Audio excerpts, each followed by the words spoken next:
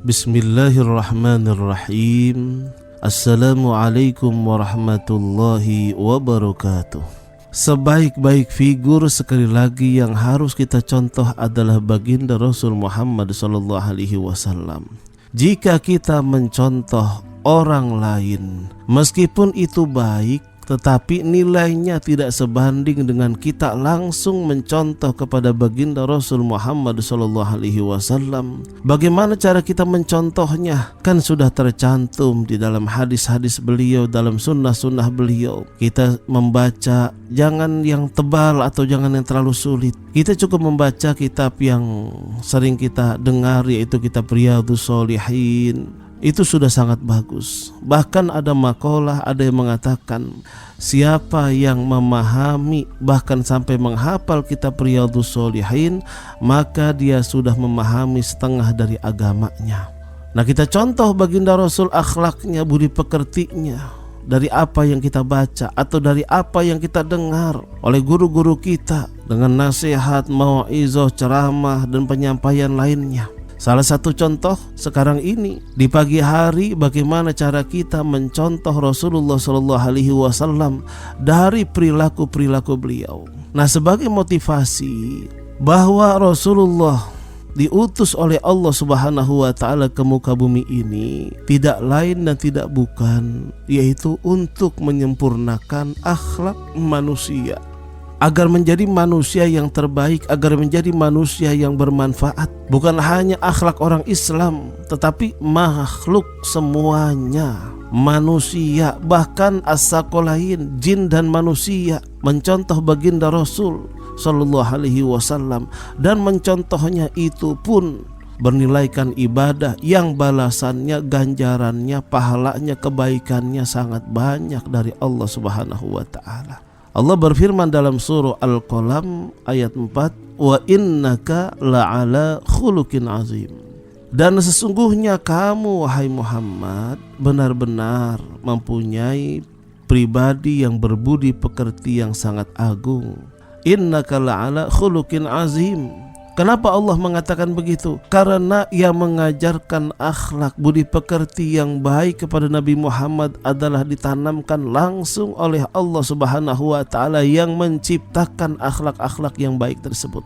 Nah, kalau kita mencontoh baginda Rasul, itu sekaligus kita menjalankan wahyu dari Allah Subhanahu wa Ta'ala, sama dengan kita menjalankan atau mengamalkan Al-Quranul Karim. Bagaimana kita mencontoh Rasul? Ustaz, ada buktinya enggak kalau kita mencontoh Rasul itu atau menerapkan atau mengamalkan akhlak yang baik itu ada balasan kebaikan dari Allah Subhanahu wa Ta'ala? Coba kita perhatikan. Ini ada hadis dari baginda Rasul Muhammad sallallahu alaihi wasallam. Hadis ini diriwayatkan oleh Imam Muslim radhiyallahu anhu. Coba kita buka hadis yang ke-2417. Ma min syai'in asqalu fil mizan min husnil khuluq. Ada juga hadis ini diriwayatkan oleh Imam Abu Dawud alaihissalam. Imam Abu Dawud radhiyallahu an. Hadis yang ke nomor 4799. Jadi ma min syai'in asqalu fil mizan min husnil khuluq.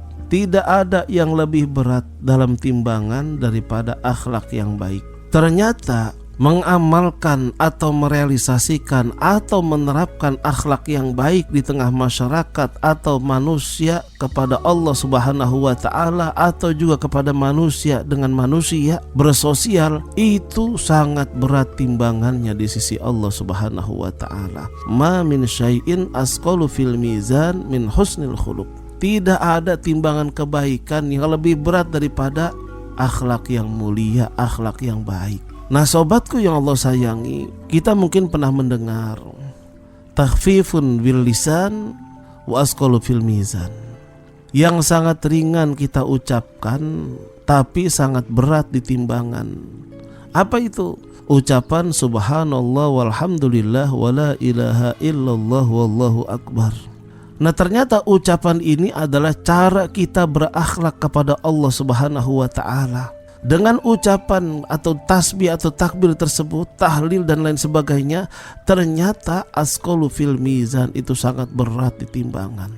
Ditambahkan lagi dengan akhlak kita yang mulia kepada Allah atau juga kepada manusia, lebih berat lagi timbangan kebaikan kita. Rasulullah SAW bersabda dalam hadis yang sahih dikeluarkan oleh Imam Ahmad, "Ala ukhbirukum bi ahabbikum ilayya wa aqarrabikum minni majlisan yaumal qiyamah."